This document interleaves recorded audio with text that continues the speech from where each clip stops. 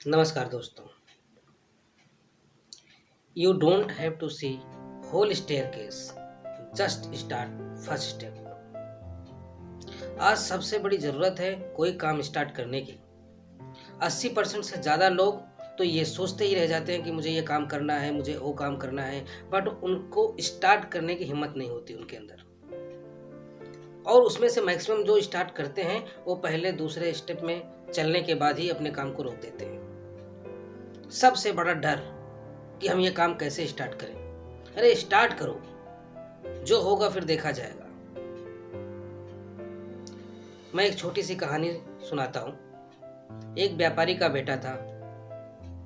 बचपन में उसके पिताजी का देहांत हो गया था। उसकी माता ने किसी तरीके से मजदूरी करके बहुत ही मुसीबत से उसको बड़ा किया।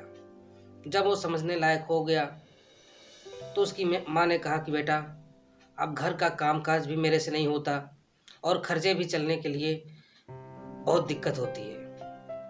अब अगर तुम कोई काम स्टार्ट करो तो घर थोड़ा आगे बढ़ सकता है। बेटे ने कहा, माँ मैं क्या करूँ? माँ ने कहा, बेटा कोई काम स्टार्ट करो और एक तुम्हारे पिताजी के दोस्त साहूकार वहाँ पर रहते हैं, जा कर के उनसे कुछ उधार ले लो और व्यापार कैसे करना है उसकी थोड़ी सलाह ले लो। क्या पता तुम्हें कोई रास्ता दिख जाए। वो लड़का उस साहू के पास जाता है। उससे बात करने की हिम्मत नहीं होती है। वो बगल में ही वहीं कहीं बैठ जाता है और उसी समय उस साहूकार के पास एक नौजवान युवक आया रहता है जिसको काफ़ी डांट पड़ रही होती है, क्योंकि उसने व्यापार में बहुत धन गंवा दिया था और फिर उधार लेने के लिए साहूकार के पास आया था। साहूकार उसे बहुत डांट रहा था।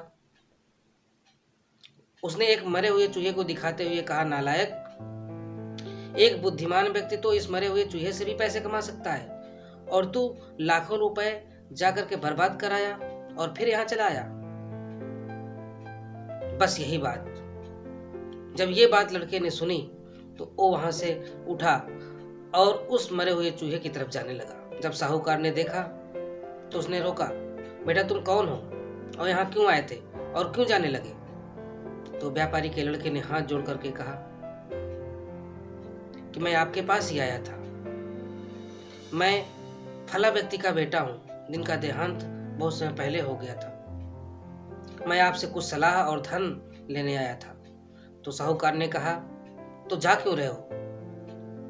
तो उसने कहा, मेरे को आपने तो धन भी दे दिया और सलाह भी दे दी। अब मैं इस मरे हुए चूहे से व्यापार करके दिखाऊंगा। आप मेरे खाते में ये मरा हुआ चूहा लिख लीजिए। वो लड़का मरे हुए चूहे को एक डंडे पे लटका करके चलने लगा। वो एक गांव की तरफ से जा रहा था तो वहां पर एक दुकानदार की बिल्ली म्याऊं म्याऊं करने लगी। तो उस दुकानदार ने लड़के से पूछा, ये चूहा मुझे दे दो। लड़के ने उससे मोल भाव किया। दुकानदार ने उसको थोड़ा सा भुजा हुआ चना दिया और उसके बदले में वो मरा हुआ चूहा अपनी बिल्ली के लिए ले लिया। वो लड़का उस भुजे हुए चने को और घड़े में थोड़ा सा पानी लेकर के उस रास्ते पर बैठ गया जिधर से लकड़हारे जंगल की तरफ जाते थे और लकड़ियां काट कर फिर वो व्यापार करने के लिए जाते थे। वो लड़का उन व्यापारियों को चना खिलाता और पानी पिलाता था। उसके बदले में लकड़हारे उसको एक एक दो दो लकड़ियां दे देते थे। वो लड़का उस लकड़ियों को गांव में बेच करके उससे जो पैसा मिलता उससे और चना खरीदता और इस तरीके से धीरे धीरे करके वो अपना ये काम स्टार्ट किया।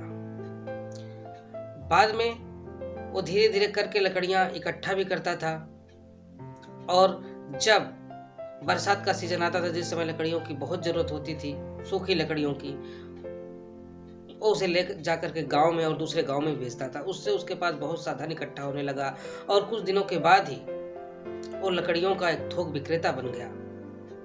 और उसके बाद उसने और तमाम बिजनेस स्टार्ट किए और उसमें बहुत ही जल्दी सफलता पा ली। एक दिन वो उसी साहूकार के पास सोने का चूहा बनवा करके ले गया और बोला, आज मैं एक मरे हुए चूहे के बदले में एक सोने का चूहा दे करके मैं अपना कर्ज उतार रहा हूं। दोस्तों, इस कहानी से कहने का अर्थ सिर्फ यही है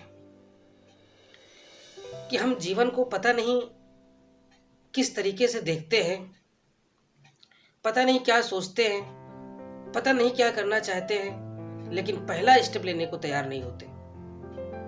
बहुत सारी शिकायतें भी होंगी। हो सकता है कुछ लोग इस बात के लिए स्वांग करें कि हमें अब कोई दिक्कत नहीं है, मेरा तो बहुत ही फर्स्ट क्लास चल रहा है, लेकिन अंदर ही अंदर उन्हें इस बात की प्रॉब्लम्स होती है कि नहीं, दिक्कत तो है। तो आज ये दृढ़ निश्चय कीजिए कि आपने अगर कुछ सोचा है तो उसको स्टार्ट करो, उसमें अपना पूरा तन मन धन सब कुछ लगा करके स्टार्ट करो। आपका काम सफल होगा। सफलता की पहली सीढ़ी चढ़ने के लिए आपको काम स्टार्ट करना ही होगा। धन्यवाद।